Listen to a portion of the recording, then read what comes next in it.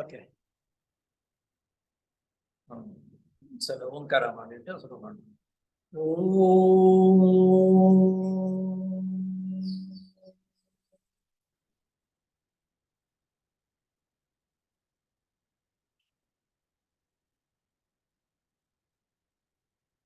ಸೋದರ ಸೋದರಿಯರೇ, ಈಗ 13ನೇ ಎಪಿಸೋಡ್ ಅನ್ನು ಪ್ರಾರಂಭ ಮಾಡ್ತಾ ಇದ್ದೀವಿ. ಗುರುಗಳು ಒಪ್ಪುವ ದಿವ್ಯ ಜೀವನ ಅಂತಕ್ಕಂಥ ಹೆಸರಿನಿಂದ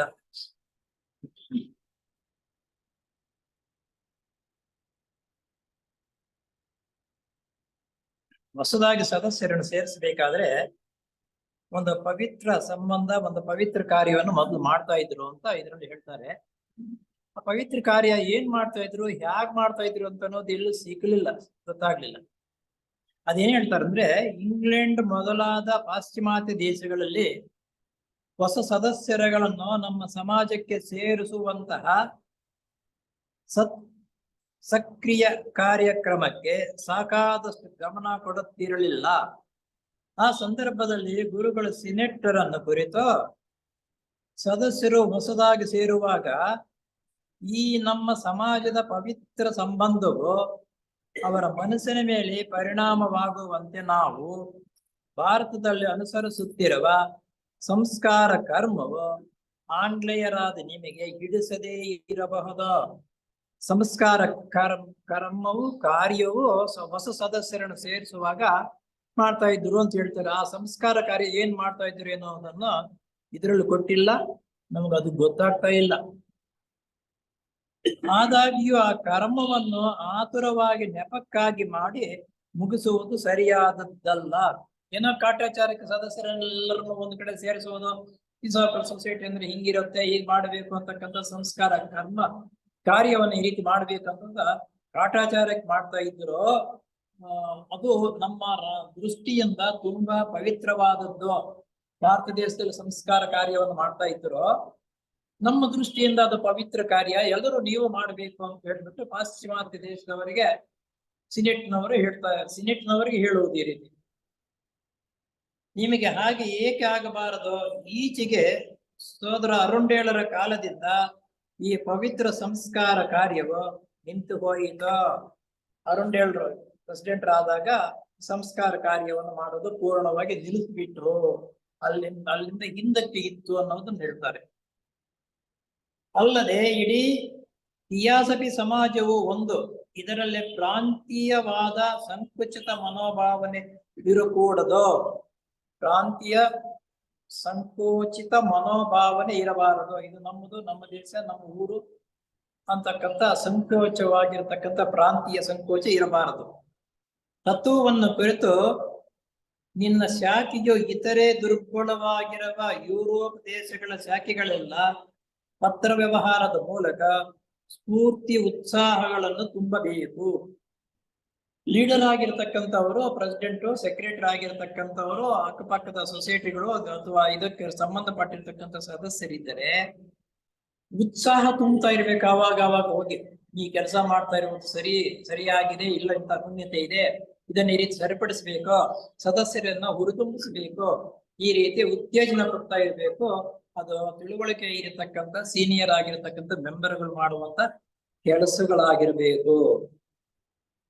ಈ ಚಳುವಳಿಯು ಎಲ್ಲ ಯುರೋಪ್ ಪ್ರಾಂತ್ಯಗಳಿಗೂ ವ್ಯಾಪಕವಾಗಿ ಅನ್ವಯವಾಗತಕ್ಕದ್ದು ಎಂಬ ಅಂಶವನ್ನು ಮರೆಯಕೂಡದು ಎಂಬುದಾಗಿ ಗುರುಗಳು ಎಚ್ಚರಿಸುತ್ತಾರೆ. ಎಲ್ಲ ಪಾಶ್ಚಿಮಾತ್ಯ ದೇಶಗಳಲ್ಲಿ ಪ್ರಾರಂಭ ಮಾಡಿದರೂ ಸಮೇತ, ಭಾರತ ದೇಶದಲ್ಲಿ ನಿಧಾನವಾಗಿ ಪ್ರಾರಂಭ ಮಾಡಿದ್ರು ಸಮೇತ, ಆಧ್ಯಾತ್ಮಿಕ ಸಂಸ್ಥೆಗೆ ಸಂಬಂಧಪಟ್ಟಿರ್ತಕ್ಕಂಥ ತಾಯಿನಾಡು ಇದು ಭಾರತ ದೇಶ. ಇಲ್ಲಿ ಮೊದಲಿನಿಂದ ಬಂದಿರುವುದರಿಂದ ಅಂತದಕ್ಕೆ ಉತ್ತೇಜನ ಕೊಟ್ಟು ಉತ್ತಮ ಕಾರ್ಯಕ್ರಮಗಳನ್ನು ಮೊದಲಿನಿಂದ ಮಾಡ್ತಾ ಇದ್ರು. ಇದೇ ರೀತಿ ನೀವು ಮಾಡಬೇಕು ಅಂತಕ್ಕಂಥದ್ದು ಉತ್ತೇಜನ ಕೊಡ್ತಾ ಇದ್ರು. ಪಾಶ್ಚಿಮಾತ್ಯ ದೇಶದವರಿಗೆ ಉತ್ತೇಜನ ಕೊಡಬೇಕಂತ ಸೆನೆಟ್ನವರಿಗೆ ಈ ರೀತಿ ಹೇಳ್ತಾರೆ.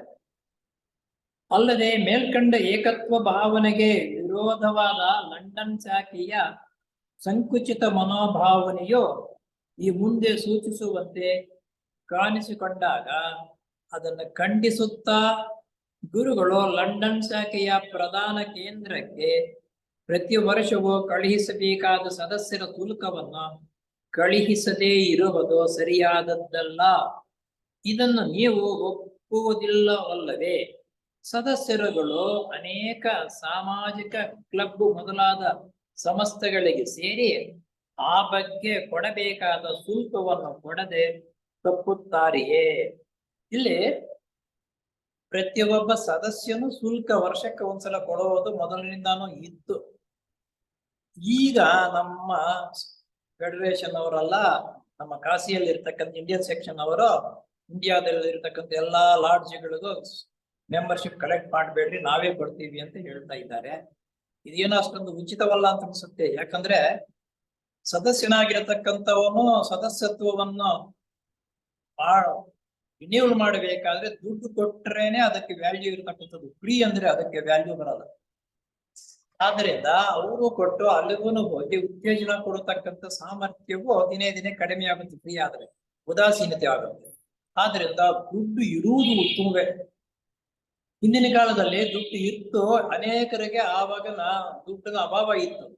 ಅನೇಕ ಲಾಡ್ಜ್ಗಳಲ್ಲಿ ಸದಸ್ಯತ್ವವನ್ನು ರಿನ್ಯೂವಲ್ ಮಾಡ್ಕೊಳ್ತಕ್ಕಂಥ ಅದಕ್ಕೆ ಹಣಕಾಸು ಇಲ್ಲದೆ ಇರತಕ್ಕಂಥವ್ರು ಅನೇಕರಿದ್ದು ಇದ್ರೂ ಅವರಲ್ಲಿ ಆಸಕ್ತಿ ಇತ್ತು. ಸೊಸೈಟಿ ನಾನು ಮೆಂಬರ್ ಆಗಬೇಕು, ಮೆಂಬರ್ ಆಗಿದ್ದುಕೊಂಡು ಆ ನಿಯಮಗಳನ್ನು ಪಾಲನೆ ಮಾಡಿ ವ್ಯವಸ್ಥೆ ರೀತಿಯಲ್ಲಿ ಸದಸ್ಯನಾಗ್ತಾ ಇದ್ರು. ಅಂತವನಿಗೆ ಹಣದ ಸಹಾಯ ಕೆಲವರು ಮಾಡ್ತಾ ಇದ್ರು. ಅದು ಉತ್ತಮವಾಗಿತ್ತು. ಶುಲ್ಕದ ಮೊಬಲಗನ್ನು ಕಳುಹಿಸಿ ಅದಕ್ಕೆ ಬೆಂಬಲರಾಗುವುದು ಅತ್ಯಗತ್ಯ. ಇದು ಕರೆಕ್ಟ್. ಶುಲ್ಕ ಗಳಿಸೋದು, ಅದಕ್ಕೆ ಮೆಂಬರ್ ಆಗ್ತಕ್ಕಂಥ ಅತ್ಯಗತ್ಯ ಅಂತಂದ್ರೆ ಅದು ಮುಖ್ಯವಾಗಿ ಆಗಬೇಕಾಗಿರುವುದೇ. ಅನೇಕ ಲಾಡ್ಜ್ಗಳಲ್ಲಿ ವಾರ್ಷಿಕ ಚಂದ ಮೊಬಲಗನ್ನು ಸಹ ಕೊಡಲು ಅಸಮರ್ಥರಾಗಿರುವರು ಇರಬಹುದು. ಆದರೆ ಅಂತಹ ಸನ್ನಿವೇಶದಲ್ಲಿ ಅನುಕೂಲ ಪರಿಸ್ಥಿತಿಯಲ್ಲಿರುವ ಸದಸ್ಯರುಗಳು ತಮ್ಮಲ್ಲಿ ಚಂದ ಹಾಕಿಕೊಂಡು ಆ ಕೊರತೆಯನ್ನು ಭರ್ತಿ ಮಾಡುವುದು ಉಚಿತವಾದದ್ದು. ಇಲ್ಲಿ ಇದು ಮೊದಲಿನಿಂದ ನಡೀತಾ ಇತ್ತು. ಭಾರತ ದೇಶದಲ್ಲೇನೋ ಚಂದ ಹಣ ಕೊಡುವುದಕ್ಕೆ ಸಾಮರ್ಥ್ಯವಿಲ್ಲದೆ ಇರ್ತಕ್ಕಂಥವ್ರು ಕೆಲವರು ಇರ್ತಾ ಇದ್ರು. ಅಂತವರಿಗೆ ಹಣವಂತರು ಅವನ ಸದಸ್ಯತ್ವ ಸಂಬಂಧಪಟ್ಟಿರ್ತಕ್ಕಂಥ ಹಣವನ್ನು ಸಹಾಯ ಮಾಡಿ ಅದು ಫೆಡರೇಷನ್ಗೂ ಮತ್ತು ಯಾವ ರೀತಿ ಹೋಗ್ಬೇಕು ಆ ರೀತಿ ಕಳಿಸ್ತಾ ಇದ್ರು. ನಮ್ಮಗಳ ಅನುಭವದಲ್ಲಿ ಅತ್ಯಂತ ನಿದರ್ಶನಗಳು ಬೇಕಾದಷ್ಟಿವೆ. ಬಡವರ ಚಂದ ಹೊರೆಯು ಕೇಂದ್ರದ ಮೇಲೆ ಬೀಳುವುದಕ್ಕೆ ಬದಲಾಗಿ ಸದಸ್ಯರುಗಳು ಆ ಕೊರತೆಯನ್ನು ಭರ್ತಿ ಮಾಡಲು ಮುಂದೆ ಬಂದರೆ ಅಂತವರಿಗೆ ಅದೇನೂ ಹೊರೆಯಾಗುವುದಿಲ್ಲ. ಇಲ್ಲಿ ಸೊಸೈಟಿಯಲ್ಲಿ ಹಣಕಾಸಿಗೆ ಯಾವತ್ತೂ ಕೊರತೆ ಬರಲ್ಲ. ನಾವು ಮಾಡ್ತಕ್ಕಂಥ ಕಾರ್ಯಕ್ರಮ ನಿಷ್ಠಾವಂತರಾಗಿ ನಿಯಮಬದ್ಧವಾಗಿ ಮಾಡ್ತಾ ಇದ್ರೆ ಬೇಕಾದಷ್ಟು ಸುರಿಮಳೆ ಬಂದಂಗೆ ಹಣವು ಸಹ ಸಪೋರ್ಟ್ ನಮಗೆ ಆ ಕಾನ್ಫಿಡೆನ್ಸ್ ಇದ್ದಾಗ ಬಂದೇ ಬರುತ್ತೆ. ಅಯ್ಯೋ ದುಡ್ಡು ಸಂಪಾದನೆ ಮಾಡೋಣ, ಈ ಕೆಲಸ ಮಾಡೋಣ ಅಂತ ಕೊಡ್ತಿದ್ರೆ ಆ ಕೆಲಸವೂ ಆಗಲ್ಲ, ದುಡ್ಡು ಆದಷ್ಟಕ್ಕೆ ಬರೋದು. ಇಯಾಸಪಿ ಪ್ರಚಾರ ಮಾಡತಕ್ಕ ಸೇವೆಗಾರರು ಒಂದೇ ಶಾಖೆಗೆ ತಮ್ಮ ಗಮನವನ್ನು ಕೇಂದ್ರೀಕರಿಸದೆ ಎಲ್ಲಾ ಲಾಡ್ಜ್ಗಳಿಗೂ ಸ್ಫೂರ್ತಿ ಉತ್ಸಾಹದಿಂದ ಕೆಲಸ ಮಾಡುವಂತೆ ಪ್ರತಿ ಲಾಡ್ಜ್ಗೂ ಭೇಟಿ ಕೊಟ್ಟು ಉತ್ತೇಜಿಸಬೇಕು. ಈ ಅಭಿಪ್ರಾಯವನ್ನೇ ಗುರುಗಳ ಮುಂದಿನ ವಾಕ್ಯಗಳು ವ್ಯಕ್ತವಾಗುತ್ತವೆ. ಸದಸ್ಯನಾಗಿರ್ತಕ್ಕಂಥವ್ರು ಸ್ವಲ್ಪ ವಿಷಯವನ್ನು ಗ್ರಹಿಸ್ಕೊಂಡಿರ್ತಕ್ಕಂಥ ವ್ಯಕ್ತಿಗಳು ಸೊಸೈಟಿಗಳ ಅಲ್ಲಲ್ಲಿ ಇರ್ತಾರೆ. ಅವರು ಅದೇ ಸೊಸೈಟಿಗಳಲ್ಲಿ ಭಾಷಣ ಮಾಡ್ತಕ್ಕಂಥದ್ದು, ವಿಷಯವನ್ನ ಬೇರೆಯವ್ರಿಗೆ ಪ್ರಸ್ತಾಪ ಮಾಡಿ ತಿಳಿಸತಕ್ಕಂಥದ್ದು ಸೀಮಿತವಾಗಿ ಇಟ್ಕೋಬಾರದು. ತಿಳುವಳಿಕೆ ಇರ್ತಕ್ಕಂಥವ್ರು ಮತ್ತು ಉತ್ತಮ ನಡತೆಯಲ್ಲಿ ಇರತಕ್ಕಂಥವ್ರು ಬೇರೆ ಲಾಡ್ಜ್ಗಳಿಗೆ ಆವಾಗ ಹೋಗಿ ಉತ್ತೇಜನ ಕೊಡಬೇಕಾಗಿರುತ್ತದೆ. ಈ ರೀತಿ ಮಾಡ್ತಕ್ಕಂಥದ್ದು ಉತ್ತಮ ಅಂತ ಇವರು ಮಹಾತ್ಮರು ಹೇಳ್ತಾರೆ.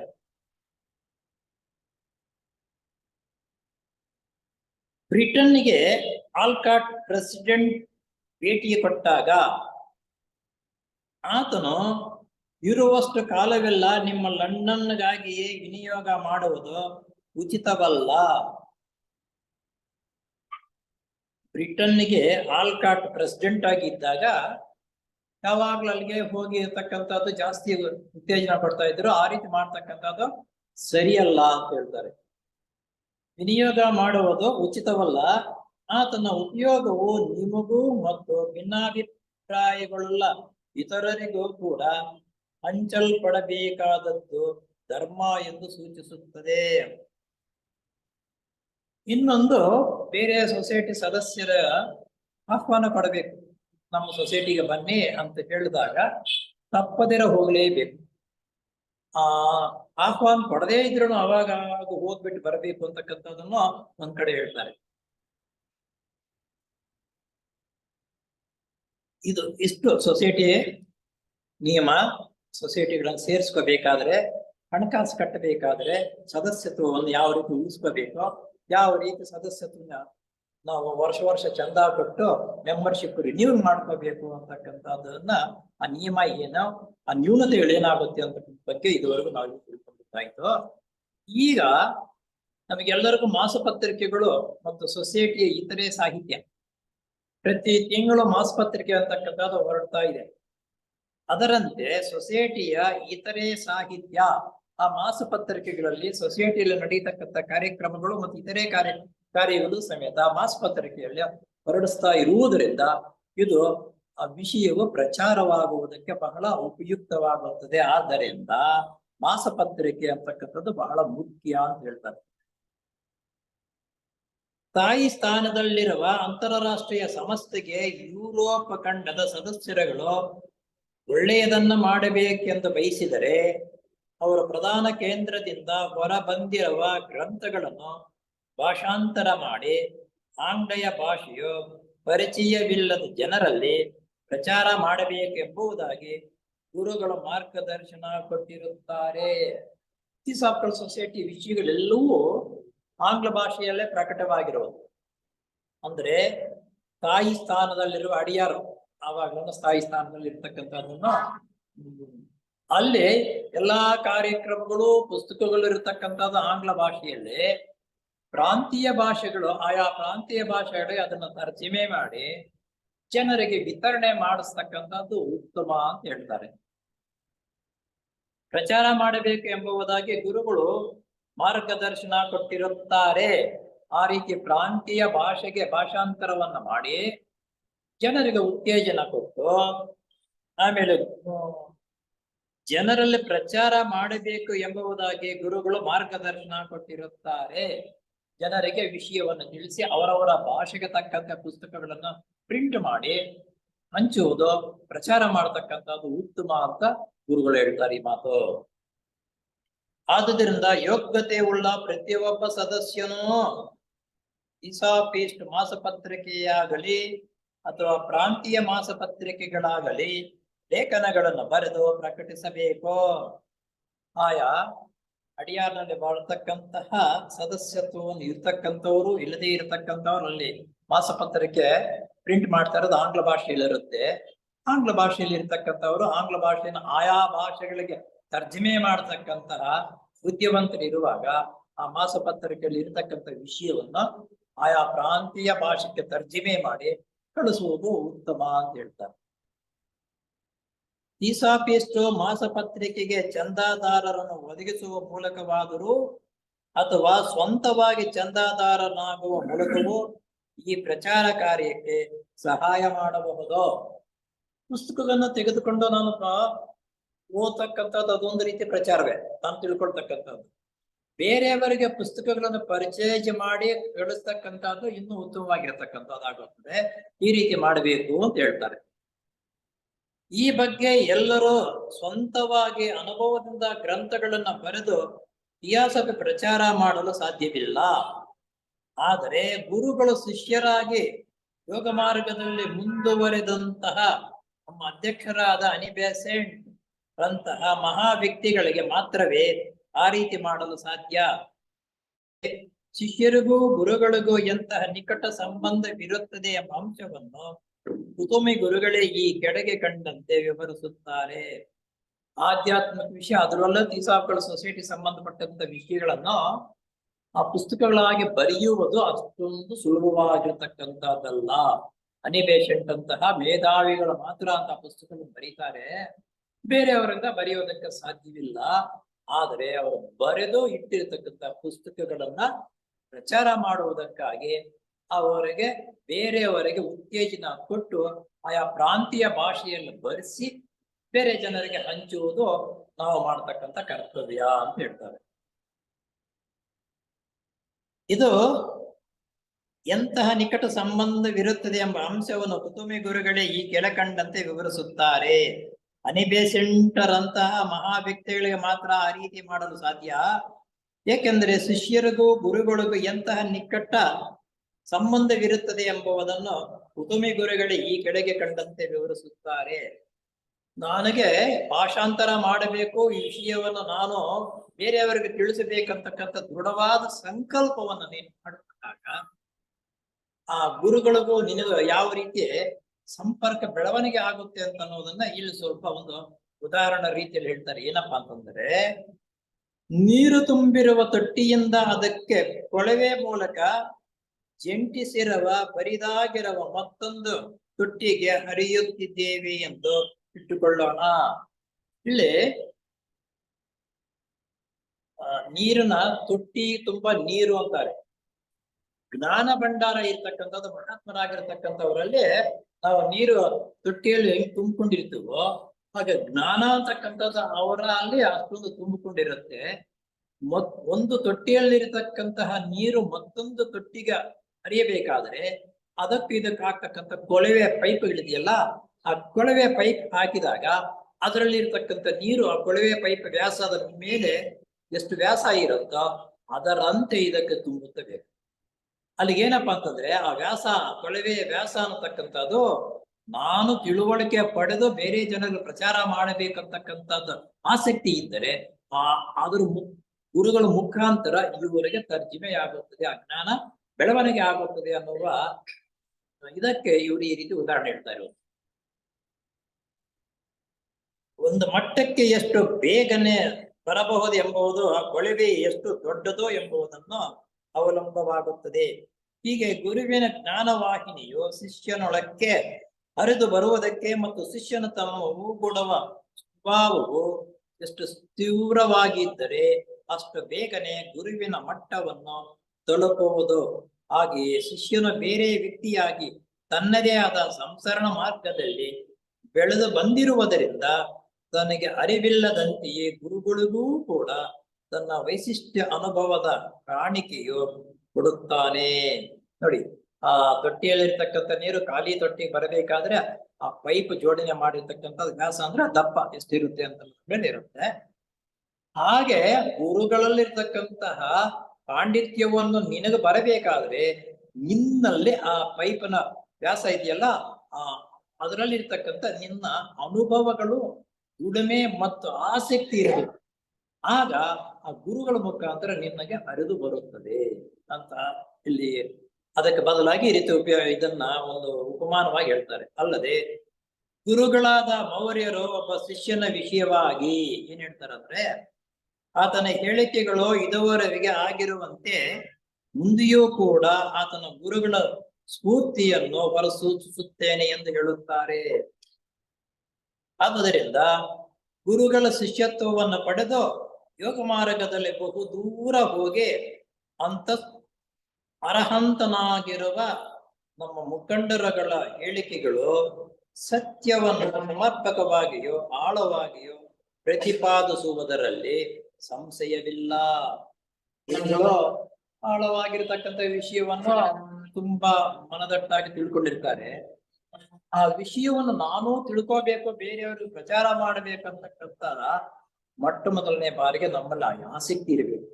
ಆ ಆಸಕ್ತಿ ಪಡೆದು ಅದು ಸಂಬಂಧಪಟ್ಟಿರ್ತಕ್ಕಂಥ ಪುಸ್ತಕಗಳನ್ನು ಓದುವಾಗ ಅದರ ಜೊತೆಗೆ ಗುರುಗಳ ಆಶೀರ್ವಾದವು ನಮ್ಮ ಮೇಲೆ ಬಂದಾಗ ಆ ವಿಷಯವನ್ನು ಬಹಳ ಸುಲಭವಾಗಿ ಸರಳವಾಗಿ ಬೇರೆಯವರಿಗೆ ಹೇಳುವುದಕ್ಕೆ ಸಾಮರ್ಥ್ಯ ನಮಗೆ ಬಂದೇ ಬರುತ್ತದೆ. ಈ ರೀತಿ ಮುಂದುವರಿಯದೇ ಇರುವವರು ಎಷ್ಟು ಮಾನಸಿಕವಾದ ಪ್ರೌಢವಿಯನ್ನು ಪಡೆದಿದ್ದಾಗಿಯೋ ಅಷ್ಟು ಆಳವಾಗಿಯೋ ಕರಾರುವಕ್ಕಾಗಿಯೋ ಗ್ರಂಥಗಳನ್ನು ಸ್ವಂತವಾಗಿ ಬರೆಯಲಾರದು. ಎಷ್ಟು ಆಸಕ್ತಿ ಶ್ರದ್ಧೆ ಇದ್ರೆ ನಾನು ಪುಸ್ತಕ ಬರೆದು ಬಿಡಬಹುದು ಅಂತ ಅಂದ್ಕೊಂಡ್ರೆ ಆಗ್ಲಾರದು. ಕಾರಣ ಏನಪ್ಪಾ ಅಂತಂದ್ರೆ ಇದು ಇನ್ನು ಮುಂದೆ ಹೇಳ್ತಾರೆ ಅದಕ್ಕೆ. ಆದ್ದರಿಂದ ನಮ್ಮ ಮುಖಂಡರುಗಳ ಗ್ರಂಥಗಳನ್ನೇ ಭಾಷಾಂತರಿಸಿ ಅದರ ಅನುಪಮವಾದ ಇತಿಹಾಸಕ ಜ್ಞಾನವನ್ನು ಸಾಮಾನ್ಯ ಜನರಿಗೆ ತಿಳಿಯುವಂತೆ ಮಾಡಬೇಕಾದದ್ದು ಉಚಿತ. ನಾವು ಗ್ರಂಥಗಳನ್ನು ಕೆಲವು ನಿಯಮಬದ್ಧವಾಗಿರ್ತಕ್ಕಂಥ ಗ್ರಂಥಗಳನ್ನ ಬರೀತಕ್ಕಂಥ ಸಾಮರ್ಥ್ಯ ಇರಲ್ಲ. ಆ ತರ್ಜುಮೆ ಬೇರೆ ಭಾಷೆಯಲ್ಲಿ ಇರತಕ್ಕಂಥದ್ದನ್ನ ನಮ್ಮ ಭಾಷೆಗೆ ಪರಿವರ್ತನೆ ಮಾಡಿ ಜನರಿಗೆ ಕೊಡ್ತಕ್ಕಂಥದ್ದು ಉತ್ತಮ ಅಂತ. ಇದು ನಮ್ಮ ಕರ್ನಾಟಕದಲ್ಲಿ ರಾಚಪ್ಪನವರು ಬೇಕಾದಷ್ಟು ಪುಸ್ತಕಗಳನ್ನು ಕನ್ನಡದಲ್ಲಿ ತರ್ಜುಮೆ ಮಾಡಿ ಎಲ್ಲಾ ಕಡೆ ಪ್ರಚಾರ ಮಾಡಿದ್ದರಿಂದ ಕರ್ನಾಟಕವು ಇವತ್ತು ಪ್ರಪಂಚದಲ್ಲೇ ಬಹಳ ಮುಖ್ಯವಾಗಿರತಕ್ಕಂಥ ಕೇಂದ್ರವಾಗಿದೆ. ಜಾಸ್ತಿ ಸದಸ್ಯರು ಇರತಕ್ಕಂಥದ್ದು ಕರ್ನಾಟಕ. ಇದೆಲ್ಲ ಇಷ್ಟಾಗಬೇಕಾದ್ರೆ ಮೂಲ ಕಾರಣ ರಾಚಪ್ಪನವರು ಅನೇಕ ಪುಸ್ತಕಗಳನ್ನು ತರ್ಜುಮೆ ಮಾಡಿ ಜನರಿಗೆ ಪ್ರಚಾರ ಮಾಡುವುದಕ್ಕೆ ಹೇಳಿದ್ರಿಂದ ಇಷ್ಟು ಮುಂದುವರೆದಿದೆ ಕರ್ನಾಟಕ. ಮತ್ತೆ AP ಸೆನೆಟರ್ ಅವರು ಬರೆದ ಗುಪ್ತ ಪ್ರಪಂಚ ಎಂಬ ಗ್ರಂಥ ವಿಷಯವಾಗಿ ಕುತುಂಬಿಗರುಗಳು ಆತನಿಗೆ, ಇದು ಗುಪ್ತ ಪ್ರಪಂಚ ಅಂತಕ್ಕಂಥದ್ದು AP ಸೆನೆಟ್ ಅವರು ಬರೀತಾರೆ. ನಾನು ಬರೆದೆ ಆ ಗುಪ್ತ ಪ್ರಪಂಚ ಹಾಗೆ ಹೀಗೆ ಅಂತಕ್ಕಂಥ ಸ್ವಲ್ಪ ಅಹಂ ಇರುತ್ತದೆ AP ಸೆನೆಟ್ಗೆ. ಆ ಅಹಮ್ಮನ್ನ ಯಾವ ರೀತಿ ಇಳಿಸ್ತಾರೆ ಅನ್ನೋದು ನೋಡಿ. ಇಲ್ಲಿ ನೀನು ನಮ್ಮ ಪತ್ರಗಳ ಸಾರವನ್ನು ಗ್ರಹಿಸಿ ಈ ಪುಸ್ತಕವನ್ನು ಬರೆದಿರುವಂತೆ ನಿನ್ನ ಪುಸ್ತಕವನ್ನು ಓದುವವರೂ ಸಹ ಅಲ್ಲಿ ಸ್ವಲ್ಪ ಇಲ್ಲಿ ಸ್ವಲ್ಪ ಪಡೆದ ಅಂಶಗಳನ್ನು ಸೇರಿಸಿ ಒಂದು ಸಮಂಜಸವಾದ ಸಿದ್ಧಾಂತವನ್ನು ರೂಪಿಸಿಕೊಂಡು ಆ ಮೂಲಕ ನಮ್ಮ ಇಡೀ ತತ್ವವನ್ನು ಅರ್ಥ ಮಾಡಿಕೊಳ್ಳಲು ಪ್ರಯತ್ನಿಸಬಹುದು. ಈ ಗುಪ್ತ ವಿದ್ಯೆ ಅಂತಕ್ಕಂಥದ್ರಲ್ಲಿ ಅಲ್ಲಿ ಸ್ವಲ್ಪ ಇಲ್ಲಿ ಸ್ವಲ್ಪ ಬೇರೆ ಪತ್ರಗಳಲ್ಲಿ ಬಂದಿರತಕ್ಕಂಥದ್ದು ಕ್ರೋಢೀಕರಿಸಿ AP ಸೆನೆಟ್ ಆ ಪುಸ್ತಕವನ್ನು ಬರೀತಾರೆ. ಆ ಪುಸ್ತಕವನ್ನು ಬರೆದಿರತಕ್ಕಂಥವರು ಸಮಂಜಸವಾದ ಸಿದ್ಧಾಂತವನ್ನು ರೂಪಿಸಿಕೊಂಡು ಆ ಮೂಲಕ ನಮ್ಮ ಇಡೀ ತತ್ವವನ್ನು ಅರ್ಥ ಮಾಡಿಕೊಳ್ಳಲು ಪ್ರಯತ್ನಿಸಬಹುದು. ಅಲ್ಲಲ್ಲಿ ಓದಿದ್ರೆ ಸ್ವಲ್ಪ ತಿಳುವಳಿಕೆ ಇರ್ತಕ್ಕಂಥವ್ರು, ಆಸಕ್ತಿ ಇರ್ತಕ್ಕಂಥವ್ರು ಆ ಸಮಸ್ಯೆಯ ಅವರ ಅರ್ಥವೇನೋ ಈ ವಿಷಯವನ್ನು ಯಾಕೆ ತಿಳಿಸಬೇಕು ಅಂತಕ್ಕಂಥದ್ದು ಇತ್ತು, ಅದು ನೀವು ಸ್ವಲ್ಪ ತಿಳ್ಕೊಳ್ತೀರಾ. ಆದರೆ ಅದು ನಮ್ಮ ಸಮಗ್ರ ತತ್ವ ಸಿದ್ಧಾಂತವಾಗಲಾರದು.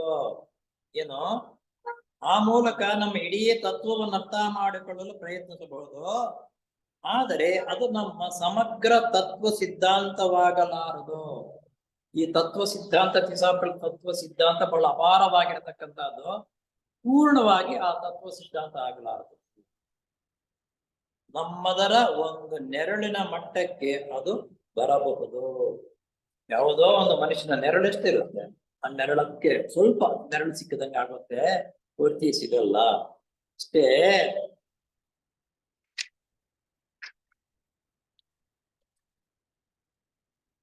ಏಕೆಂದರೆ ದೀಕ್ಷಿತನಲ್ಲದವನಿಗೆ ಅದರ ಸ್ವರೂಪವನ್ನು ಅರ್ಥ ಮಾಡಿಕೊಳ್ಳುವುದು ಸಾಧ್ಯವಾಗುವುದಿಲ್ಲ.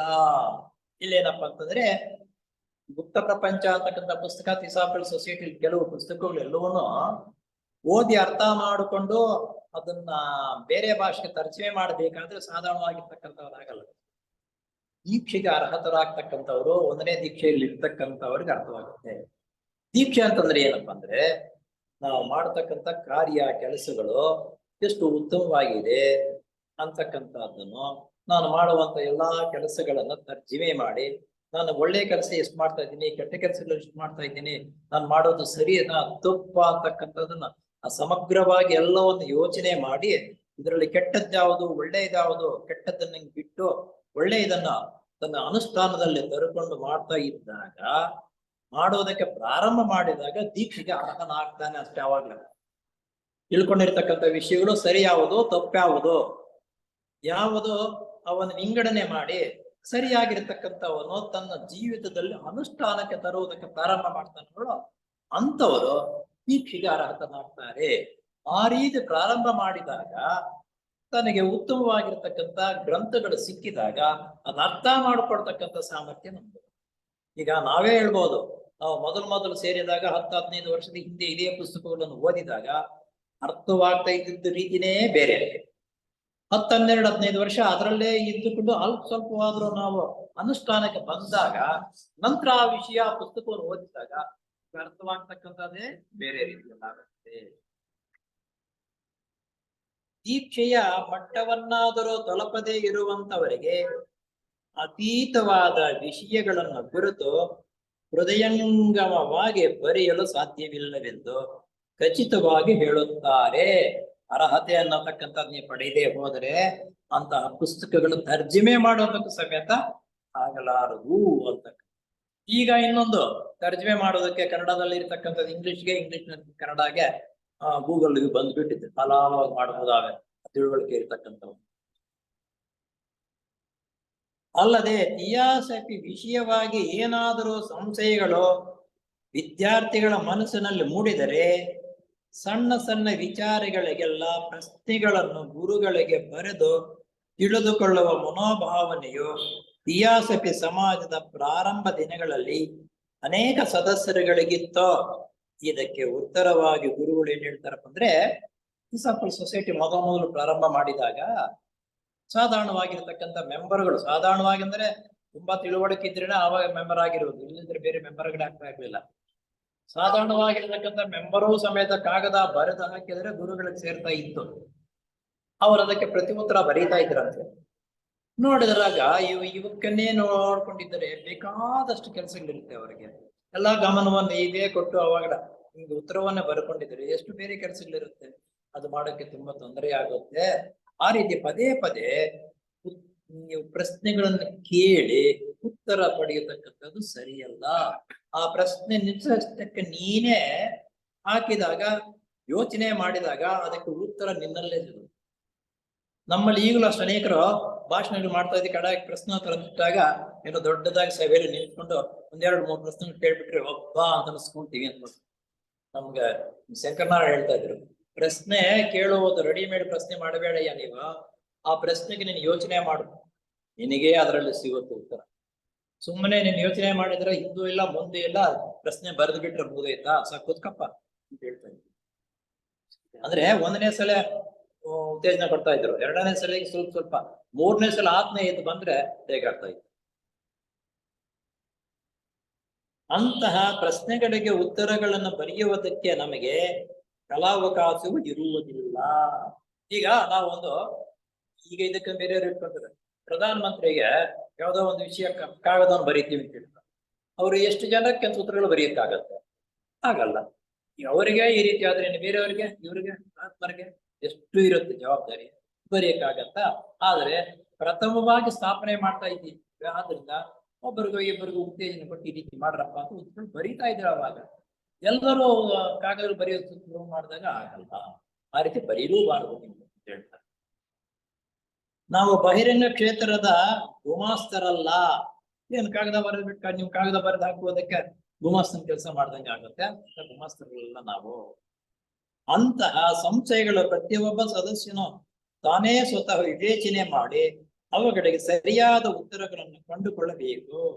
ಇದೇ ಪಾಯಿಂಟ್ ಹಿಡ್ಕೊಂಡು ಶಂಕರನಾರಾಯಣ ಹೇಳ್ತಾ ಇದ್ದಿದ್ದು, ನೀವು ಸರಿಯಾಗಿ ಯೋಚನೆ ಮಾಡಿ ಹೇಳಿದಕ್ಕಂತ ವಿಷಯವನ್ನ ಗ್ರಹಿಸಿಕೊಂಡಿದ್ದರೆ ಆ ಪ್ರಶ್ನೆಗೆ ಉತ್ತರ ನಿನ್ಗೆ ಸಿಗ್ತಾ ಇತ್ತೋ, ನಿನ್ನ ಲೋಕ ನಿನ್ನ ಬೇರೆ ಎಲ್ಲೋ ಇಟ್ಕೊಂಡು ಸುಮ್ಮನೆ ಪ್ರಶ್ನೆ ಕೇಳಿದ್ರೆ ಆಗಲ್ಲ, ಕೂತ್ಕ ಸಾಕು ಅಂತ ಎಂದು ಮಾರ್ಗದರ್ಶನ ನೀಡುತ್ತಾರೆ. ಇದೇ ರೀತಿ ನಾವು ನಮ್ಮ ಮುಖಂಡರನ್ನು ಪದೇ ಪದೇ ಬಳಸಕೂಡದು. ನಮ್ಮ ಫೆಡರೇಷನ್ ಅಲ್ಲೋ ಸೊಸೈಟಿಗಳಲ್ಲೋ ಪದೇ ಪದೇ ಪ್ರಶ್ನೆಗಳನ್ನು ಕೇಳುವುದು, ಇದಕ್ಕೆ ಕೇಳಿ ಅದಕ್ಕೆ ಕೇಳಿರ್ತಕ್ಕಂಥ ಪೀಡಿಸುವುದು ಮಾಡ್ತಕ್ಕಂಥದ್ದು ಸರಿಯಲ್ಲ. ಸ್ವತಃ ಆ ವಿಷಯವನ್ನ 4-5 ಸಲ ಓದಬೇಕು. ಓದಿ ಅದರನ್ನ ಮನನ ಮಾಡ್ಬೇಕು ಆ ವಿಷಯವನ್ನು ನಾವು. ಸರಿ, ನಾ ಈ ರೀತಿ ಓದಿದೆ, ಈ ರೀತಿ ಹೇಳಿದ್ರು, ಮುಂದೆ ಏನು, ಹಿಂದಕ್ಕೆ ಏನ್ ಬರುತ್ತೆ ಅಂತ ಮನನ ಮಾಡಿದಾಗ ಉತ್ತರ ನಮ್ಗೆ ಸಿಗುತ್ತೆ. ಏಕೆಂದರೆ ಆ ರೀತಿ ಮಾಡುವುದರಿಂದ ಅವರ ಕೆಲಸಕ್ಕೂ ತೊಂದರೆ, ನಮ್ಮ ಶಕ್ತಿ ವಿಶೇಷಗಳು ಬೆಳೆಯದೆ ಕೊನೆಯವರೆಗೂ ಪರಾಧೀನವಾಗಿಯೇ ಉಳಿಯುತ್ತೇವೆ. ಯಾವಾಗಲೂ ಕೇಳ್ಕೊಂಡಿದ್ರೆ ಅಷ್ಟೇ ಮುಗದೈತೆ. ನಾನು ಯೋಚನೆ ಮಾಡಿ ಆ ವಿಷಯವನ್ನ 4-5 ಸಲ ಓದಿದಾಗ ನಮ್ಮ ಬುದ್ಧಿ ಬೆಳವಣಿಗೆ ಆಗುತ್ತದೆ.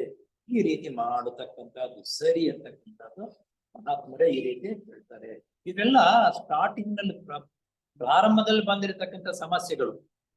ಆ ಸಮಸ್ಯೆಗಳನ್ನು ಯಾವ ರೀತಿ ನಿವಾರಣೆ ಮಾಡ್ಕೋಬೇಕು ಅಂತಕ್ಕಂಥದ್ದಕ್ಕೆ ಅವರು ಗುರುಗಳು ದಿವ್ಯ ಜೀವನ, ನಮ್ಮ ಜೀವನ ಹೆಂಗಿರಬೇಕು ಅಂತಂದ್ರೆ ಈ ರೀತಿ ಇದ್ರೆ ಗುರುಗಳು ನಮ್ಮನ್ನ ಒಪ್ಪುತ್ತಾರೆ ಅನ್ನೋದಕ್ಕೆ ವಿಷಯವನ್ನ ಬರೆದಿರ್ತಕ್ಕಂಥವ್ರು. ಇಷ್ಟಾದ್ಮೇಲೆ ಈ ಸಾಪಿಸ್ಟ್ ಸದಸ್ಯರು ಅನೇಕರು ಇರ್ತಾರೆ. ಈ ಸಾಪಿಸ್ಟ್ ಸದಸ್ಯರ ಮನೆಯಲ್ಲಿ ಹಾಗಿರಬೇಕು, ಒಂದು ಮನೆ ಹೇಗಿರಬೇಕು, ಮನೆಯಲ್ಲಿ ಅವನು ಹೇಗಿರಬೇಕು ಅಂತ. ಥಿಯಾಸಫಿಸ್ಟ್ನ ಮನೆ, ಥಿಯಾಸಫಿ ಔಪಾಸಕನ ಮನೆಯೂ ಕೂಡ ಆಧ್ಯಾತ್ಮಿಕ ಕೇಂದ್ರವಾಗಬೇಕು.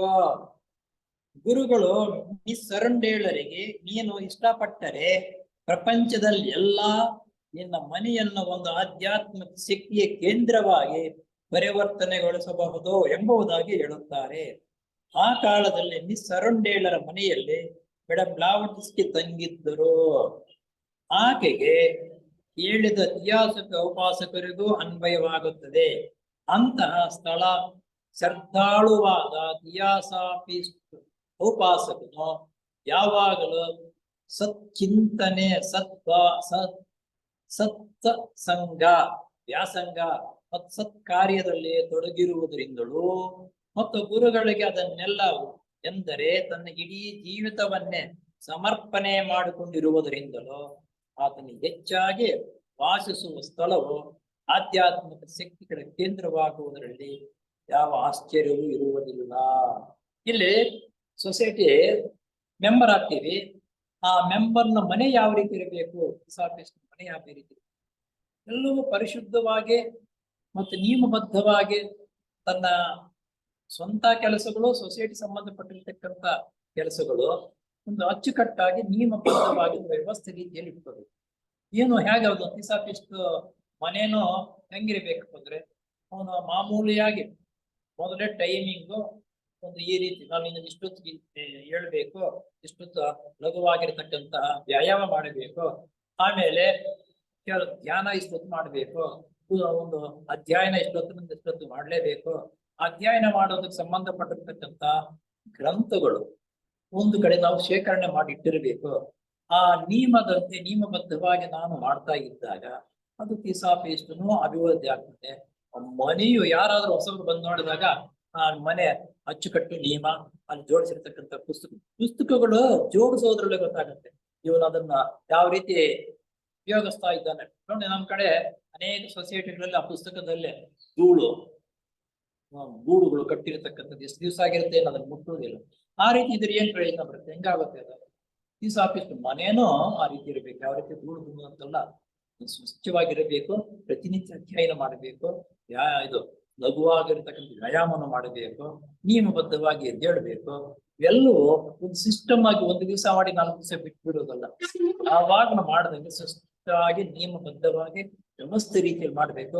ಬೇರೆಯವ್ರ ಮನೆಗೆ ಬಂದು ನೋಡಿದ್ರೆ ನಮ್ಮ ಮನೆಗಳಿಗೂ ಅವ್ರ ಮನೆಗೆ ಎಷ್ಟು ವ್ಯತ್ಯಾಸವಿದೆಯಪ್ಪ ಅಂತ ಅವರಿಗೆ ಮನದಟ್ಟಾಗ್ಬೇಕು. ಆ ರೀತಿ ಥಿಯಾಸಫಿಸ್ಟ್ನ ಮನೆ ಇರಬೇಕು.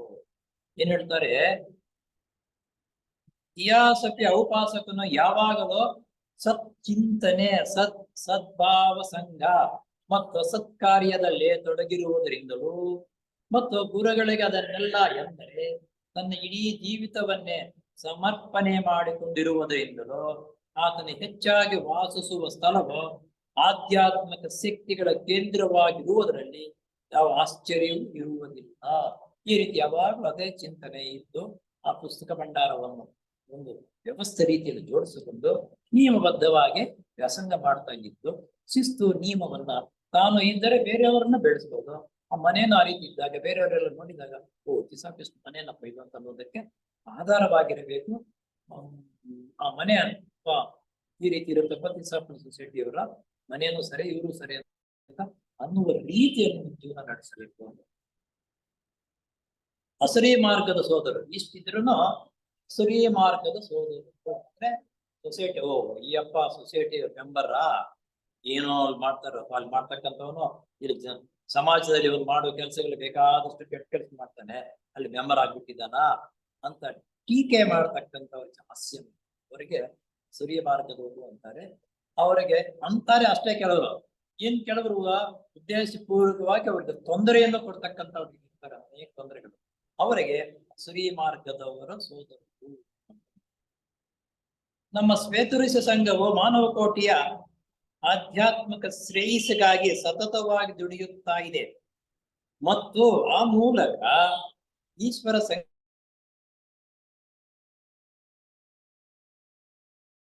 ಸಮಾಜದ ಇಬ್ಬರು ಜೀವನ್ಮುಕ್ತ ಮಹಾತ್ಮರುಗಳಾದ ಮೌರ್ಯರು ಮತ್ತು ಕುತುಮೆ ಗುರುಗಳು ಈ ಸಂಸ್ಥೆಯನ್ನು ಸಹ ಆ ಮಾನವ ಕೋಟಿಯ ಶ್ರೇಯಸ್ಸಿಗಾಗಿಯೇ ಸ್ಥಾಪಿಸಿರುತ್ತಾರೆ.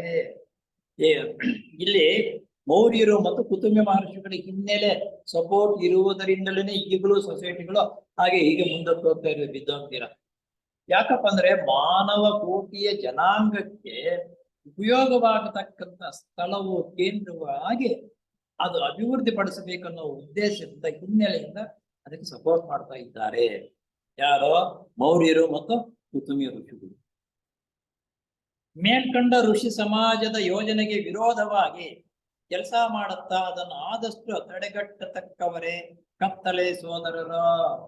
ಇವರ ನಮ್ಮ ಮೌರ್ಯರು ಮತ್ತು ಕುತುಂಬ ಮಹರ್ಷಿಗಳು ಈ ಸೊಸೈಟಿ ಜನರ ಅಭಿವೃದ್ಧಿಗಾಗಿ ಮಾಡಬೇಕು ಅಂತಕ್ಕಂಥದ್ದನ್ನ ಅಭಿವೃದ್ಧಿ ಒಂದೊಂದು ಮೆಟ್ಟಲಾಗಿ ಯಾವ ರೀತಿ ಬರಬೇಕು ಅಂತ ಯೋಚನೆ ಮಾಡಿ ಅವ್ರು ಮಾಡ್ತಾ ಇದ್ರೆ ಅಭಿವೃದ್ಧಿಗೆ ಕುಂಠಿತವಾಗಿ ಮಾಡ್ತಕ್ಕಂಥವ್ರು ಅದಕ್ಕೆ ವಿರೋಧವಾಗಿ ಮಾಡ್ತಕ್ಕಂಥವ್ರೆ ಅವರನ್ನೇ ಏನಂತಾರಪ್ಪ ಅಂದ್ರೆ ಅಸುರಿ ಮಾರ್ಗದ ಸೋದರರು. ಅಸುರಿ ಮಾರ್ಗದ ಸೋದರರು.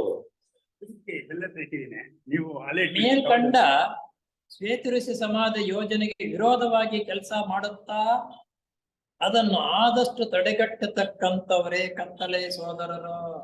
ಸೊಸೈಟಿ ಕೆಲಸಗಳು ಮಾಡ್ತಾ ಇದ್ದಾರೆ, ಅದನ್ನ ಅಡ್ಡಗಾಲ ಹಾಕುವ ತೊಂದರೆಗಳು ಕೊಡ್ತಕ್ಕಂಥದ್ದು. ಅಂತ ಅಡ್ಡಗಾಲು ತೊಂದರೆಗಳು ನಮ್ಮ ಏರಿಯಾದಲ್ಲಿ ನಿಮ್ಮ ಸೊಸೈಟಿನೇ ಸಾಕ್ಷಿ. ಸೊಸೈಟಿ ಕೆಲಸಗಳಿಗೆ ಅಡ್ಡಗಾಲ ಆಗ್ತಾ ಇರೋದು ನಿಮ್ಮಲ್ಲಿ ಇದ್ದಾರೆ. ನಿಮ್ಮ ಕೆಲವು ಕೊಂಡ್ಕೊಟ್ರಲ್ಲ 6 ಜನ ಅಡ್ಡಗಾಲ ಆಗ್ತಾ ಇಲ್ವ ಸೊಸೈಟಿ ಬೆಳವಣಿಗೆ ಆಗ್ತೀರಾ? ಅವರು ಎಂತವರು? ಅವರನ್ನ ಅಸುರಿ ಮಾರ್ಗದವರು, ಕತ್ತಲೆ ಸೋದರರು. ಅಸುರಿ ಮಾರ್ಗದವರು ಕತ್ತಲೆ ಸೋದರರು. ಹಿನ್ನೆಲೆ ಕತ್ತಲೆ ಅಂತಂದ್ರೆ ಏನು? ಹಿಂದ್ಗಡೆ ಏನು ಕಾಣಿಸಲ್ಲ, ಮುಂದ್ಗಡೆ ಏನು ಕಾಣಿಸಲ್ಲ, ಹಿಂದ್ಗಡೆ ಕಂಪ್ಲೀಟ್ ಕೆಲಸ ಮಾಡ್ತಾ ಇರ್ತಾರೆ. ಇವರ ವಿಷಯವಾಗಿ ಕತ್ತಲೆ ಸೋದರರು ನಮ್ಮ ಅತ್ಯಂತ ದೊಡ್ಡ ಶತ್ರುಗಳು ಮತ್ತು ಎಂತಹ ಕ್ರೂರ ಕರ್ಮವನ್ನಾದರೂ ಆಚರಿಸುವುದಕ್ಕೆ ಹಿಂಜರಿಯುವುದಿಲ್ಲ. ಅವರು ಎಂತಹ ಕ್ರೂರ ಕರ್ಮವೇ ಆಗ್ಲಿ ಅದು ಆಚರಣೆ ಮಾಡಲೇಬೇಕು, ಅದಕ್ಕೆ ಹಿಂದೇಟು ಆಗುವುದೇ ಇಲ್ಲ, ಮುನ್ನುಗ್ಗಿ ಬರ್ತಾರೆ ಅವರು. ಇದ್ದ ಸಂಗತಿಯನ್ನು ಒಪ್ಪಿಕೊಂಡಿರುತ್ತೇವೆ ಎಂಬುವುದಾಗಿ ಹೇಳಿರುವುದಲ್ಲದೆ ಲಾವಟ್ಸ್ಕಿಯವರು ಚಿಕ್ಕಂನಲ್ಲಿದ್ದಾಗ ಕುತುಮೆ ಗುರುಗಳು ಮೇಲ್ಕಂಡ ವಾಸ್ತವಾಂಶ ಮರೆಮಾಚದೆ ಒಪ್ಪಿಕೊಂಡಿದ್ದಲ್ಲದೆ ಅಲ್ಲಿದ್ದ ಅಸುರಿ ಸೋದರರ ಪ್ರಭಾವ ತುಂಬಾ ಪ್ರಬಲವಾಗಿರುತ್ತದೆ. ಮೇಡಮ್ ಲಾವಟ್ಸ್ಕಿಯವರು ಸಿಕ್ಕಂ ನಲ್ಲಿ ಹೋದಾಗ ಇಲ್ಲ ಅಸುರಿ ಸೋದರರು ಜಾಸ್ತಿ ಜನ ಇರ್ತಾರೆ, ಏನಾದ್ರೂ ಮಾಡಿ ಕೆಡುಕು ಮಾಡಬೇಕು ಅಂತಕ್ಕಂಥವ್ರು ತುಂಬಾ ಇದ್ದಾಗ ಗುರುಗಳೇ ಹೇಳ್ತಾರಂತೆ. ಗುರುಗಳು ಮೇಲ್ಕಂಡ ವಾಸ್ತವಾಂಶ ಮರೆಮಾಚದೆ ಒಪ್ಪಿಕೊಂಡಿದ್ದಲ್ಲದೆ ಅಸುರಿ ಪ್ರಭಾವ ತುಂಬಾ ಪ್ರಬಲವಾಗಿದೆ ಅಲ್ಲಿ ಇರತಕ್ಕಂಥವರು. ಆಕೆ ಅಲ್ಲಿರುವುದು ಕ್ಷೇಮಕರವಲ್ಲವೆಂದು ಎಚ್ಚರಿಕೆ ಸಹ ಕೊಡ್ತಾರೆ. ನೋಡು, ಅಲ್ಲಿ ಇರುವುದು ಕ್ಷೇಮ ಅಲ್ಲ ಅಂತಂದ್ರೆ ಅಲ್ಲಿ ಅವ್ರನ್ನ ಏನ್ ಬೇಕಾದ್ರೂ ಮಾಡುವುದಕ್ಕೆ ಸಿದ್ಧವಾಗಿದ್ದಾರೆ, ನೀನು ಆ ಸ್ಥಳದಲ್ಲಿ ಇರುವುದು ಇವಾಗ ಬೇಡ ಗುರುಗಳೇ ಸೂಚನೆ ಕೊಡ್ತಾರೆ. ಆಕೆ ಅಲ್ಲಿರುವುದು ಕ್ಷೇಮಕರವಲ್ಲವೆಂದು ಎಚ್ಚರಿಕೆ ಕೊಡುತ್ತಾರೆ. ಕುತುಮಿ ಗುರುಗಳು ಅದಕ್ಕೆ ಎಚ್ಚರಿಕೆ ಕೊಡೋದು. ಥಿಯಾಸಫಿ ಸೊಸೈಟಿಯಲ್ಲಿ ಆಗಾಗ್ಗೆ ಸಂಭವಿಸಿದ ವಿಪತ್ಕಾರಕ ಘಟನೆಗಳು ಎಂದರೆ ಮಿಷನರಿಗಳು ಕೊಲಂಬೋ ದಂಪತಿಗಳ ಮೂಲಕ ಎಬ್ಬಿಸಿದ ಅಪವಾದ ರೂಪವಾದ ಗೊಂದಲ ಮತ್ತು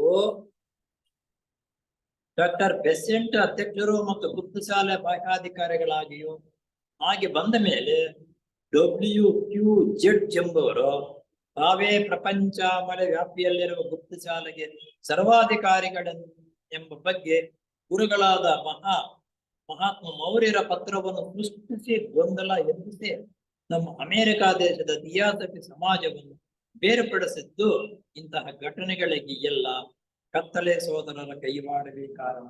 ನೋಡಿ, ಇದು ಇವಾಗಲೇ ಗೊತ್ತಾಗ್ತದೆ. WQZ ಅಂತಕ್ಕಂಥವರೇ ಈ ರೀತಿ ಮಾಡಿದ್ರ.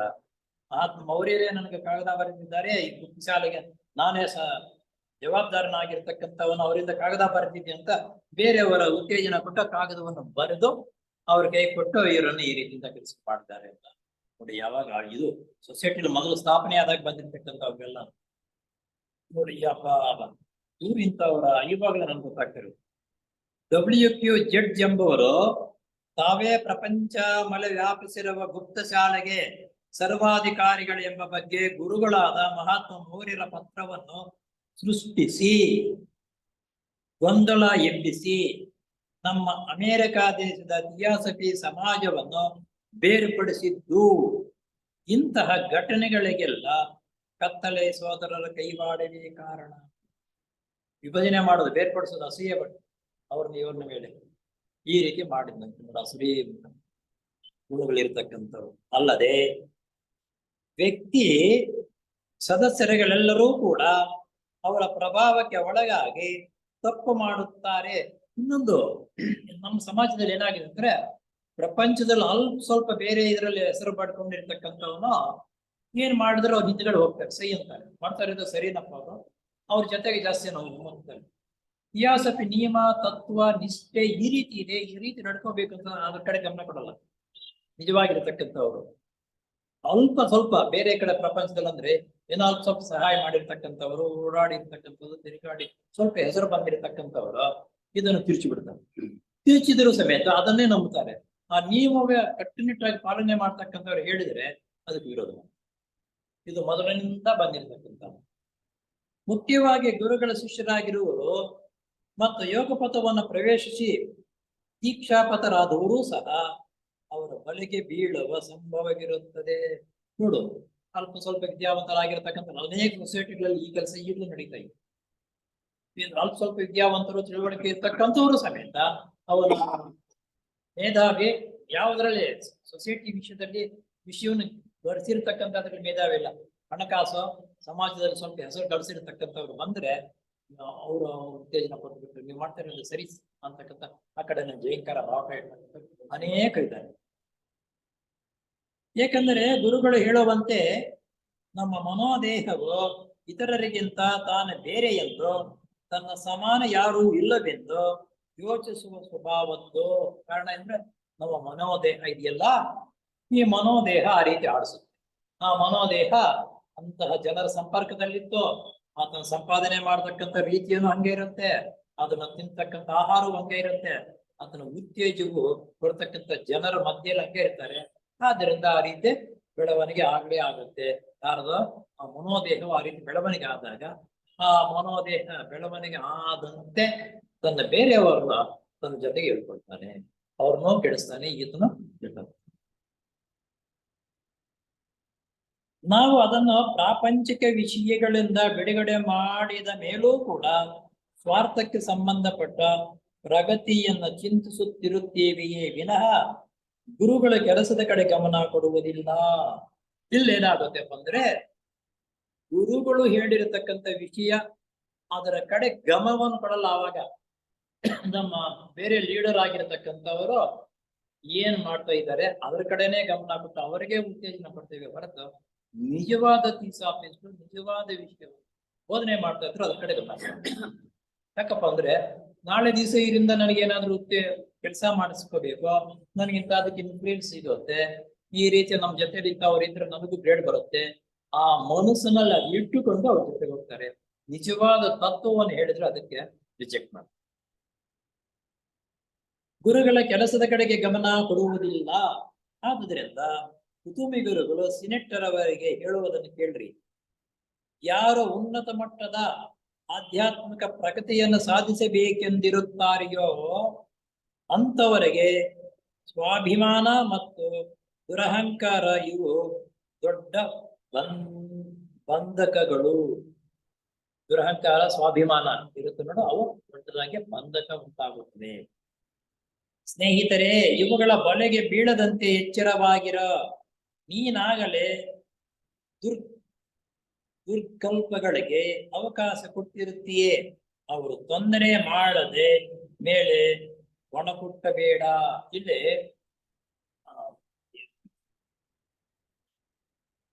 ಅಸುರಿ ಮಾರ್ಗದಲ್ಲಿ ಇರ್ತಕ್ಕಂಥವರ ಜೊತೆಯಲ್ಲಿ ಸೇರಿ ಆ ಕೆಲಸಗಳನ್ನ ನೀನು ಸ್ವಲ್ಪ ಉತ್ತೇಜನ ಕೊಟ್ಟು ನೀನು ಅದರಲ್ಲಿ ಸೇರ್ಕೊಂಡಿರ್ತೀಯ. ಸೇರ್ಕೊಂಡಿರೋದ್ರಿಂದ ಅದಕ್ಕೆ ಅವಕಾಶ ಕೊಟ್ಟಿರ್ತೀಯ, ನೀನು ಮೊದಲು ಅವಕಾಶ ಕೊಟ್ಟಿರುತ್ತೀಯೇ, ಅವರು ತೊಂದರೆ ಮಾಡಿದ ಮೇಲೆ ಗೊನ ಕೊಟ್ಟಬೇಡ. ಕೆಲವು ದಿವಸ ಅವ್ರ ಜೊತೆಯಲ್ಲೇ ಹೋಗಿ ಆ ಕೆಲಸಗಳನ್ನೇ ಮಾಡಿಕೊಂಡು ಅದು ಮಾಡ್ತಾ ಇರೋದು ನಾನು ಸರಿಯಲ್ಲ, ಇದು ತಪ್ಪಾಯ್ತಪ್ಪ ಅಂದ್ಕೊಂಡಾಗ ಯುವತನಿಗೆ ಅರಿವಾದಾಗ ಗೊನಗುಟ್ಟುದು, ಅಯ್ಯೋ ಹಾಳು ಮಾಡ್ಕೊಂಡು ಅವನ ಜೊತೆಲಿ ಹೋದೆ, ಹಿಂಗಾಗೋಯ್ತಪ್ಪ, ಅದಂಗಾಗೋಯ್ತು, ದೇವರೇ ಏನಪ್ಪ ಗುರುಗಳೇ ನನ್ ಗಿರಿದ ಆಗೋಯ್ತು ಅಂದ್ಬಿಟ್ಟು ಯಾವಾಗ್ಲೂ ಗೊನಗುಟ್ಟು. ಇದು ಗೊಣಗುಟ್ಟತಕ್ಕಂಥದ್ದು ಸರಿಯಲ್ಲ, ಆ ರೀತಿ ಗೊಣಗುಟ್ಟುವುದು ಬೇಡ, ಆ ರೀತಿ ಹೋಗುವುದು ಬೇಡ ಅಂತ ಇವ್ರಿಗೆ ಹೇಳ್ತಾರೆ. ಅಲ್ಲದೆ ಮತ್ತೊಂದು ಸಂದರ್ಭದಲ್ಲಿ ಹೇಳುವುದೇನೆಂದರೆ, ಇಂಥ ವಿಷಯ ಬಂದಾಗ ಇನ್ನೊಂದು ಸಂದರ್ಭ ಬರುತ್ತಂತೆ. ಯಾವುದರ ಕಷ್ಟ ಕಾರ್ಪಣ್ಯಗಳು ಅಪಾಯಗಳು ನಿನಗೆ ತಿಳಿಯದೋ ಅಂತಹ ಶಿಷ್ಯತ್ವಕ್ಕಾಗಿ ಬಾಯಿ ಬಿಡಬೇಡ. ಏಕೆಂದರೆ ಶಿಷ್ಯತ್ವವು ಒಳಗೆ ಹುದುಗಿಕೊಂಡಿರುವ ಸ್ವಭಾವವನ್ನೆಲ್ಲ ಹೊರಕ್ಕೆ ಬರುವಂತೆ ಮಾಡುತ್ತದೆ. ನೋಡಿ, ಇಲ್ಲಿ ಬಹಳ ಮುಖ್ಯ. ಈಸಾಪನ್ ಸೊಸೈಟಿ ಸದಸ್ಯನಾದ ಮೇಲೆ ನಿನ್ನಲ್ಲಿ ತಪ್ಪು ಗುಣಗಳು ಅವ್ಯವಹಾರಗಳು ಪೂರ್ಣವಾಗಿ ಇದ್ದಾಗ ನೀನು ಈ ವಿಷಯವನ್ನು ತಿಳ್ಕೊಂಡು ಇದರಂತೆ ನೀನು ಪಾಲನೆ ಮಾಡಬೇಕಂತ ಮಾಡ್ತಾ ಇದ್ದರೆ ಆ ದುರ್ಗುಣಗಳೇ ನಿನ್ನಲ್ಲಿ ಬೆಳವಣಿಗೆ ಜಾಸ್ತಿ ಆಗುತ್ತೆ. ಸದ್ಗುಣಗಳು ಒಳ್ಳೆಯ ವಿಷಯಗಳಿದ್ದರೆ ಅವೇ ನಿನ್ನನ್ನು ಬೆಳೆಸುವುದಾಗುತ್ತೆ. ಆದ್ದರಿಂದ ಹುಷಾರಾಗಿ ಇರಬೇಕು. ಒಳ್ಳೆಯದನ್ನು ಮತ್ತು ಕೆಟ್ಟದ್ದನ್ನು ಕೂಡ ಹುದುಗಿದ್ದರಿಂದ ಕೆಟ್ಟ ಸಂಸ್ಕಾರವು ದೊಡ್ಡ ಪಾಪ ಕಾರ್ಯಗಳನ್ನು ಮಾಡಿಸುತ್ತದೆ. ಎರಡೂ ಪ್ರತಿಯೊಬ್ಬರಲ್ಲಿ ಇರುತ್ತೆ. ನೀನು ಎರಡೂ ಇದ್ದಾಗ, ಈಗ ಹೊಲವನ್ನು ಬಿತ್ತನೆ ಮಾಡಿರ್ತೀವಿ, ಗೊಬ್ಬರ ಹಾಕಿದಾಗ ಕಸವು ಮೇಲ್ಗಡೆ ಬರುತ್ತೆ, ಪೈರುನು ಮೇಲ್ಗಡೆ ಬರುತ್ತೆ. ಆದ್ದರಿಂದ ನಾವು ಪರಿಶುದ್ಧವಾಗಿ ಯಾವ ರೀತಿ ಇದ್ದರೆ ಇಸಾಪಲ್ ಸೊಸೈಟಿ ಮೊದಲು ಸೇರಿ ತಮ್ಮಲ್ಲಿ ಎರಡು ಗುಣಗಳು ಇರುತ್ತೆ. ನೀನು ಕೆಟ್ಟ ಗುಣಗಳನ್ನು ಗಮನ ಮಾಡಿದಿರ ಹಂಗೆ ಬೆಳೆಸ್ಕೊಂಡೋದ್ರೆ ಈ ಕೆಟ್ಟದ್ದಕ್ಕಿಂತ ಒಳ್ಳೇದಕ್ಕಿಂತ ಕೆಟ್ಟದ್ದೇ ಹೆಚ್ಚಾಗಿ ನಿಮ್ಮಲ್ಲಿ ಬೆಳವಣಿಗೆ ಆಗುತ್ತದೆ. ಅದರಿಂದ ಹುಷಾರಾಗಿರಿ. ಉಂಟು ಪರಿಶುದ್ಧತೆಯಿಂದ ಇರೋ ಸದ್ಗುಣಗಳನ್ನು ಮೈಗೂಡಿಸಿಕೋ ಮತ್ತು ಪವಿತ್ರ ಜೀವಿತವನ್ನು ಬಾಳು, ನಿನಗೆ ರಕ್ಷಣೆ ಸಿಗುತ್ತದೆ.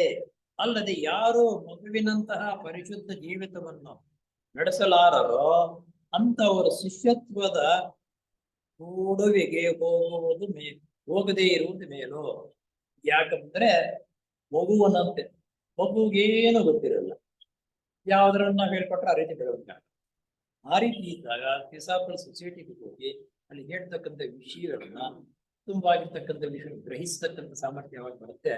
ಮಗುವನಂತೆ ನೀನಿದ್ದಾಗ ಉತ್ತಮವಾಗಿರ್ತಕ್ಕಂತಹ ವಿಷಯಗಳನ್ನು ನಾನು ತಿಳ್ಕೊಂಡು ನೀನು ಪರಿಶುದ್ಧ ಜೀವಿತವನ್ನ ನಡೆಸಲಾರದೋ ಅಂತವರು ಶಿಷ್ಯತ್ವದ ಗೊಡವೆಗೆ ಹೋಗದೇ ಇರುವುದು ನೀವು. ಸುಮ್ಮನೆ ಬಡ್ಡಿ ವ್ಯಾಪಾರ ಮಾಡಬಾರದ ಕೆಲಸಗಳು ಮಾಡ್ತಕ್ಕಂಥದ್ದು, ಮೋಸ ದಗ ವಂಚನೆ ಮಾಡ್ತಕ್ಕಂಥವ್ರನ್ನ ಸಮಾಜದಲ್ಲಿ ಈ ರೀತಿ ಇದ್ದಾರೆ ಅಂತಂದ್ರೆ ಅವರಿಗೆ ಸದಸ್ಯತ್ವವನ್ನು ಕೊಟ್ಟು ಮೆಂಬರ್ಶಿಪ್ ಮಾಡಬಾರ್ದಂತವ್ರನ್ನ ಬೇಡವೇ ಬೇಡ ಅಂತ ಅವರು ಬರುವುದರಿಂದ ಸೊಸೈಟಿ ಹೀನಾಯವಾಗುತ್ತೆ ಹೊರತು ಅದರಿಂದ ಉಪಯೋಗ. ಅಯ್ಯೋ ಅದನ್ನು ಬಹಳ ಹನುಮಂತನಪ್ಪ ಬೇಕಾದಷ್ಟು ಹಣ ಕೊಡ್ಸೋ ಸಂದರ್ಭ ಬಂದಾಗ ಆ ಮನಸ್ಸಿನಲ್ಲಿ ಇಟ್ಬಿಟ್ರೆ ಆ ಸೊಸೈಟಿಗಳು ಅಭಿವೃದ್ಧಿ ಆಗುವುದಿಲ್ಲ. ಅಂತವ್ರನ್ನು ದೂರು ಬಿಡಿ ಅಂತ ಬುದ್ಧಿವಾದವನ್ನು ಹೇಳ್ತಾನೆ ಗುರುಗಳು. ಸಾಕು, ಅಷ್ಟಿಗೆ ಇವತ್ತಿನ ಮುಕ್ತಾಯ ಸ್ವಾಮಿ.